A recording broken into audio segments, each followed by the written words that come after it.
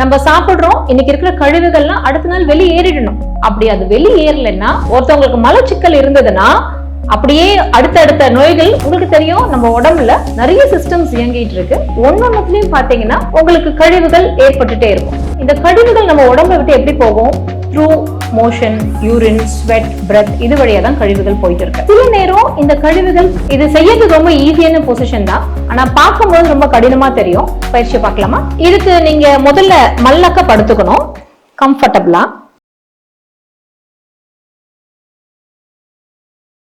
Health cafe Tamil நேயர்களுக்கு வணக்கம். I'm Uma Maheswari, founder of Sri Shakti Yogalaya. Yoga கலை எல்லாருக்கும் போய் சேரணும் அப்படிங்கறத எங்களோட நோக்கம். யோகா அப்படின்னு சொன்னாலே ஸ்பெசிபிக்கா பிளெக்சிபிலிட்டி பிராக்டிசஸ் அப்படின்னு நினைக்கிறாங்க. இல்ல, ஒரு ப்ராப்ளத்துக்கும் அதை சரி பண்றதுக்காக நமக்கு யோகா ஆசனங்கள், பிரீத்திங் பிராக்டிசஸ் அண்ட் முத்ராஸ் இருக்கு. அதுதான் இந்த செக்மெண்ட்ல நம்ம தொடர்ந்து பார்த்துட்டு இருக்கோம். இப்ப நம்ம பார்க்க போறது ரொம்ப முக்கியமான ஒரு பிரச்சனைக்கான ஒரு பயிற்சி, மலச்சிக்கல், கான்ஸ்டிபேஷன் நம்ம சொல்லுவோம். எனக்கு தலை வலிக்குது, எனக்கு வயிறு வலிக்குது, எனக்கு உடம்பு வலிக்குதுன்றது நம்ம சொல்லிக்கலாம். ஆனா எனக்கு மலச்சிக்கல் இருக்குன்றது யாரும் அவ்வளவா சொல்ற விரும்புறது இல்லையா? யாருக்குமே அது வந்து ஒரு கௌரவ குறைச்சலா கூட நம்ம நினைப்போம், ஐயோ மலச்சிக்கல் இருக்கு நம்ம எப்படி சொல்றதுன்ட்டு. ஆனா நல்லா தெரிஞ்சுக்கோங்க, ஒருத்தவங்களுக்கு மலச்சிக்கல் இருந்ததுன்னா அப்படியே அடுத்தடுத்த நோய்கள் உள்ள வர்றதுக்கு அது ஒரு காரணமா இருக்கும். ஒரு சுத்தமான வீடு தான் நமக்கு சுகாதாரம் அப்படின்னு நம்ம சொல்றோம். அதே போலதான் நம்ம உடம்புக்குள்ளேயும் நம்ம சாப்பிடுறோம், இன்னைக்கு இருக்கிற கழிவுகள்லாம் அடுத்த நாள் வெளியேறிடணும். அப்படி அது வெளியேறலைன்னா உள்ளுக்குள்ள அது சிக்கிடுச்சுன்னா அதை தான் நம்ம மலச்சிக்கல்னு சொல்றோம்.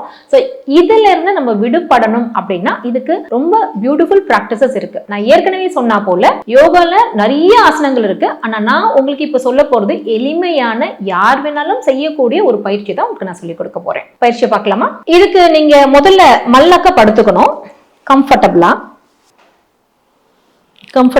முதல்ல மல்லக்க படுத்துக்கோங்க. படுத்துட்டு முதல்ல ரிலாக்ஸ் பண்ணிக்கோங்க. ஓகேங்களா? ரிலாக்ஸ் பண்ணிட்டு உங்க கால்களை என்ன பண்ணுங்க, நல்லா மடிச்சு உங்க கைகளோட சேர்த்து அணைச்சிக்கோங்க. உங்க வயிறு மேல உங்களுடைய இந்த தொடை மேல வந்து அமிழ்ந்தணும். இதை அமிழ்ந்தி பிடிச்சுக்கோங்க. அதே போல தலையும் நல்லா கொண்டு வாங்க. உங்களால எவ்வளவு முடியுதோ அவ்வளவு செய்யுங்க. உங்களால கொண்டு போய் தலையை இங்க முட்டணும் அப்படின்ற ஒரு எண்ணத்தோட நீங்க பண்ணணும்னு அவசியம் இல்லை. உங்களால எவ்வளவு முடியுதோ, ஒருவேளை உங்களால இவ்வளவு தூரம் பண்ண முடியுதுன்னா தட் இஸ் ஃபைன். அதே போல நீங்க கொஞ்சம் கொஞ்சமா பிராக்டிஸ் பண்ண உங்களால நல்லா கொண்டு வர முடியும். ஸோ மறுபடியும் நான் ரிப்பீட் பண்றேன். முதல்ல கம்ஃபர்டபுளா படுத்துக்கோங்க. படுத்துட்டு உங்க கால்களை மடிச்சு நல்ல ஒரு டீப் இன்ஹலேஷன் பண்ணிட்டு எக்ஸேல் பண்ணிட்டே உங்க கால்களை மேல கொண்டு வந்துட்டு நல்லா உங்க கைகளோட பிடிச்சி நல்லா வயிற்றுக்கிட்ட நல்லா அமிழ்த்திக்கோங்க. அமிழ்த்திட்டு உங்க தலையும் நல்லா மேல கொண்டு உங்களால எவ்வளவு தூரம் மேல கொண்டு வர முடியுமோ ஒரு தூரம் கொண்டு வாங்க. இப்படி ஹோல்ட் பண்ணுங்க. இல்ல எனக்கு உடம்பு மேல ஏறல, இவ்வளவுதான் ஏறுது அப்படின்னா அது கூட பரவாயில்ல. உங்களால எவ்வளவு முடியுதோ அவ்வளவு பண்ணுங்க. உங்களை ஃபோர்ஸ் பண்ணிக்காதீங்க.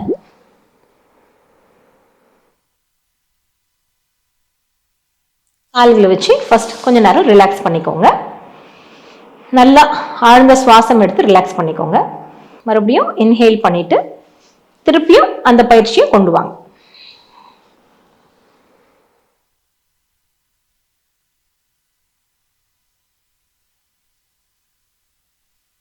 எவ்வளவு தூரம் உங்களால இருக்க முடியுமோ அவ்வளவு தூரம் நீங்க இருந்துட்டு அப்புறம் ரிலாக்ஸ் பண்ணிக்கலாம். இது பேரு பவன முக்தாசனா. இதை வந்து கேஸ் ரிலீசிங் போஸ்ட்னு கூட சொல்லுவாங்க. இதை செய்ய உங்க உடம்புல உங்க ஜீரண மண்டலம் ரொம்ப நல்லா ஆக்டிவேட் ஆகும். மறுபடியும் ரிப்பீட் பண்றேன். கால்களை நல்லா மடக்கிக்கோங்க. கைகளோட பிடிச்சுக்கோங்க. உங்க பாடி நல்லா இந்த இடத்துல ரிலாக்ஸா வச்சுக்கோங்க. வச்சுட்டு நல்லா இன்ஹேல் பண்ணி எக்ஸேல் பண்ணிட்டு நீங்க கிட்ட கொண்டு வரணும்.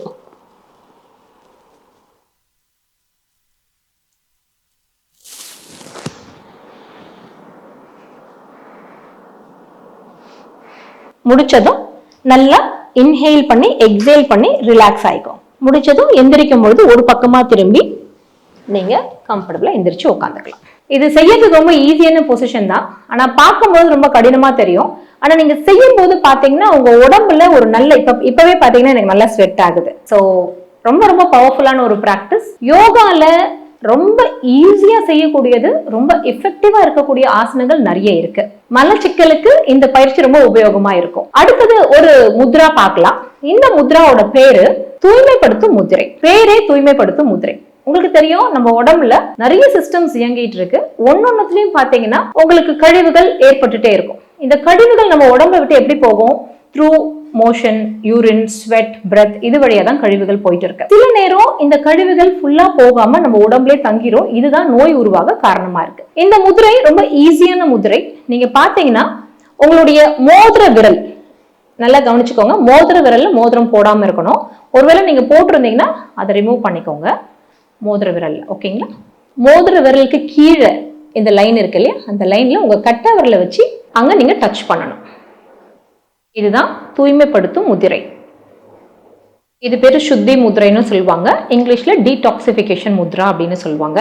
இந்த முத்ரா பண்ண பாத்தீங்கன்னா உங்க உடல்ல இருக்க கழிவுகள் எல்லாம் கரைஞ்சி வெளியேறத நீங்க பார்க்கலாம். என்ன மேடம், முதல்ல ஆசனால காலெல்லாம் மடக்கி உடம்பெல்லாம் குறுக்கி ரொம்ப கஷ்டப்பட்டு ஒரு ஆசனா பண்ணோம், ஆனா இது ரொம்ப ஈஸியா இருக்கே, இது வேலை செய்யுமா அப்படின்னு கேட்டா ஆமா, கட்டாயமா இது வேலை செய்யும். அதுதான் முதிரைகளுடைய மகிமை. முதிரைகளை பத்தி நிறைய பேர் பேசுறத கேட்கலாம், பட் முயற்சி பண்ணி பாருங்க. இதெல்லாம் ரொம்ப சிம்பிள் பிராக்டிசஸ், யார் வேணாலும் பயிற்சி பண்ணலாம். இந்த முதிரை பண்ண உங்க உடல்ல இருக்க கழிவுகள் கரைஞ்சி வெளியேறத பார்க்க முடியும். சோ இதுல ஒரே ஒரு விஷயம் என்னன்னா, இந்த முத்ரா நீங்க ரெகுலரா பண்ணும் பொழுது ஒரு 3வது 4வது நாள்ல உங்களுக்கு அதிகமா ஸ்வெட் ஆகிறதோ இல்ல ஒரு லூஸ் மோஷன் ஆகிறதோ இல்ல ஃப்ரீக்வெண்ட் யூரினேஷன் ஆகிறதோ நடக்கலாம். பயந்துக்க வேண்டாம். ஏன்னா இந்த முத்ரா பண்றதே கழிவுகள் வெளியேறதுக்கு தான் பண்றோம். அப்போ கழிவுகள் இப்படித்தானே வெளியேறும். அதனால அதுக்கு நீங்க பயப்பட வேண்டியதில்லை. ரொம்ப simple practice. I again repeat it. உங்களுடைய மோதிர விரல், இந்த மோதிர விரலோட இந்த கடைசி லைன், இந்த லைனை உங்க கட்டை விரலோட நுனியை கொண்டு நீங்க டச் பண்ணணும். இது எவ்வளவு நேரம் பண்ணலாம் அப்படின்னு கேட்டா நீங்க 10 to 15 minutes பண்ணலாம். கண்டினியூஸா ஒரு 2 வாரத்துக்கு பண்ணுங்க. இந்த கண்டினியூஸா 2 வாரம் பண்ணும் பொழுது என்ன ஆகும் அப்படின்னா உங்க உடம்புல தேங்கி இருக்கிற எல்லா கழிவுகளும் வெளியில வரத பார்க்கலாம். எண்ட் ஆஃப் இட் நீங்க பாத்தீங்கன்னா உங்க உடம்பே ரொம்ப லேசா இருக்கிறத நம்ம உணரலாம். மலச்சிக்கலுக்கு ரொம்ப முக்கியமான முதிரையா இந்த தூய்மைப்படுத்தும் முதிரை இருக்கு. எல்லாம் ட்ரை பண்ணி பாருங்க, நல்ல பயனடைங்க. அடுத்த ஒரு செக்மெண்ட்ல உங்களை நான் சந்திக்கிறேன். நன்றி, வணக்கம். இந்த வீடியோ உங்களுக்கு பிடிச்சிருந்தா லைக் பண்ணுங்க, ஷேர் பண்ணுங்க, கமெண்ட் பண்ணுங்க. மறக்காம ஹெல்த் கஃபே தமிழ் சேனலை சப்ஸ்கிரைப் பண்ணிட்டு பெல் பட்டனை கிளிக் பண்ணிடுங்க.